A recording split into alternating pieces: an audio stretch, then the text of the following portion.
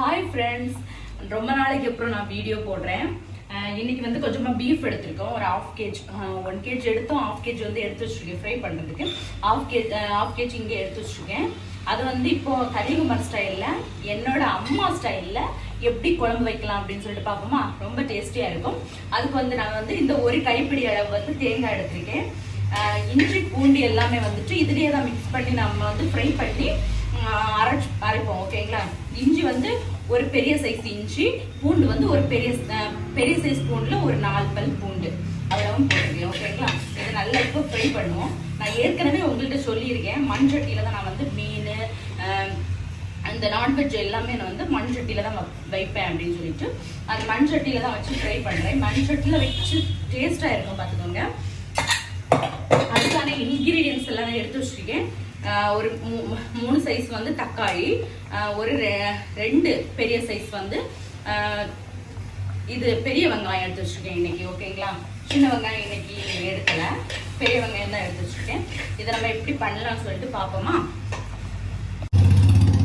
பெருஞ்சீரகம் வந்து 1 ஸ்பூன் அளவுக்கு போட்டேன். ஓகேங்களா. அப்புறம் வந்து சின்ன ஜீரகம் வந்துட்டு 1 ஸ்பூன் அளவுக்கு போடுறேன். தெரியுதா உங்களுக்கு? இந்த ஸ்பூன் அளவுக்கு தான் 1 ஸ்பூன் அளவுக்கு போட்டேன். ஓகேங்களா.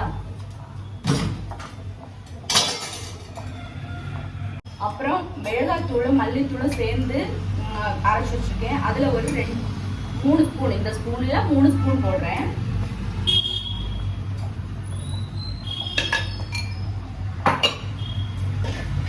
நல்லா ஃப்ரை பண்ணுவோம். ஓகேங்களா. நல்லா ஃப்ரை பண்ணி அதோட ஸ்மெல் போகிறது வர வரைக்கும்.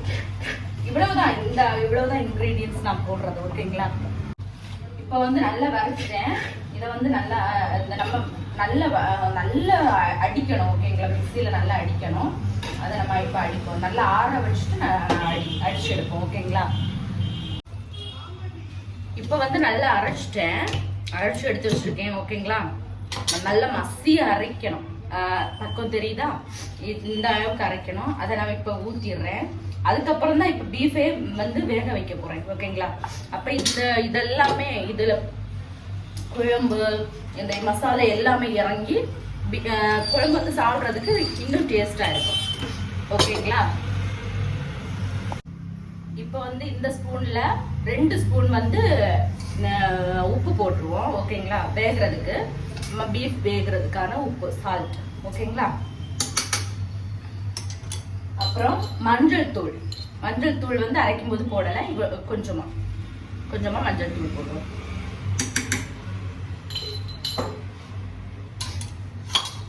இவ்வளவுதான்.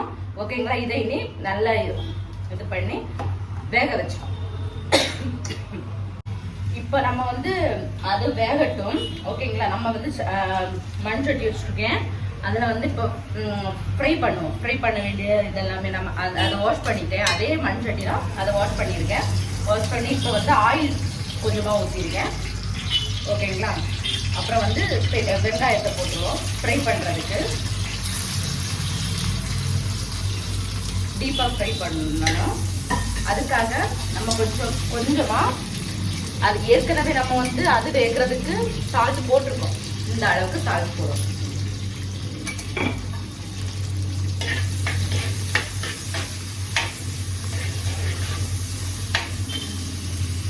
கொஞ்சமா ஈரல் எடுத்துட்டு வந்தேன். அப்புறம் ஈரலையும் கொஞ்சம் ஃப்ரை பண்ணிடுவோம். ஓகேங்களா. கொஞ்சம்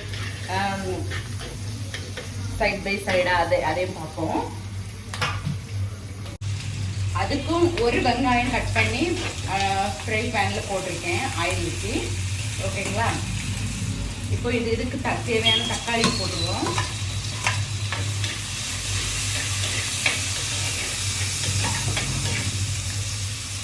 ஈரலுக்கும் கொஞ்சமா தக்காளி எடுத்து வச்சிருக்கேன், அதையும் போட்டுருவோம். தனித்தனியா தான் கட் பண்ணி நான் வந்து சேர்த்து தான் வச்சிருந்தேன். ஓகேங்களா. வீட்லயே நான் வந்து இறைச்சி மசாலான்னு சொல்லுவாங்கல்ல, எல்லா இன்கிரீடியன்ஸும் சேர்த்து நான் அரைச்சி வச்சிருக்கேன். அந்த ஃப்ரெஷ்ஷான மசாலால கொஞ்சமா நான் ஈரலுக்கு போடுறேன். ஓகேங்களா. 1 ஸ்பூன். இது இப்போ டீப்பாக ஃப்ரை ஆயிடுச்சு. இனி வந்து இது விசில் எல்லாம் வந்ததுக்கப்புறம், ஆஃப் பண்ணதுக்கப்புறம் இதை எடுத்து இதில் ஊற்றி கொஞ்சம் கொதிக்க வைக்கணும். அதை பார்ப்போம். ஈரலை வந்து ரொம்ப ஈரலுக்கான வெங்காயம் தக்காளியும் வந்து ஃப்ரை ஆயிடுச்சு. இப்போ வந்து இதில் வந்து நான் வந்து மிளகாய் தூளை மல்லித்தூளை வந்து 2 ஸ்பூனு, அப்புறம் வந்து இஞ்சி பூண்டு பேஸ்ட்டு கொஞ்சமாக எல்லாமே எடுத்து வச்சுருக்கேன். மொத்தமாக போட்டுடலாம். ஓகேங்களா?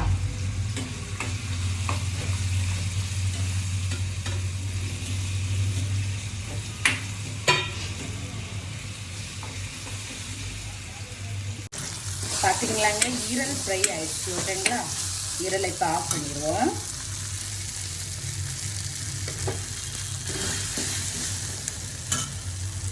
பார்த்தீங்களா, இதுவுமே வந்து கழிச்சிடுச்சு. இதை நம்ம வந்து இது ஃப்ரை பண்ணி வச்சுருக்கோம்ல தக்காளி வெங்காயம், அது கூட ஊற்றிடுவோம்.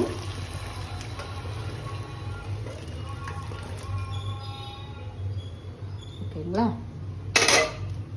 இதை கொஞ்சமாக இனி வேக வச்சு எடுப்போம். ஓகேங்களா? வெந்ததுக்கப்புறம் டேஸ்டியான பீஃப் குழம்பு ரெடி ஆகிடும். இன்றைக்கி எங்கள் வீட்டில் பீஃப் கிரேவி,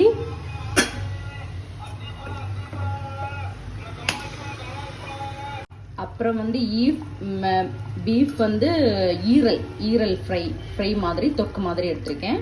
ஓகேங்களா? சுட சுட சாதம் இப்போ தான் நான் வடித்தேன். ரெடியாக இருக்குது. இந்த கிளைமேட்டுக்கு ஏற்ற மாதிரி இருக்குது. இந்த வீடியோ பிடிச்சிருந்தா லைக் பண்ணுங்கள், ஷேர் பண்ணுங்கள், கமெண்ட் பண்ணுங்கள். பாய்.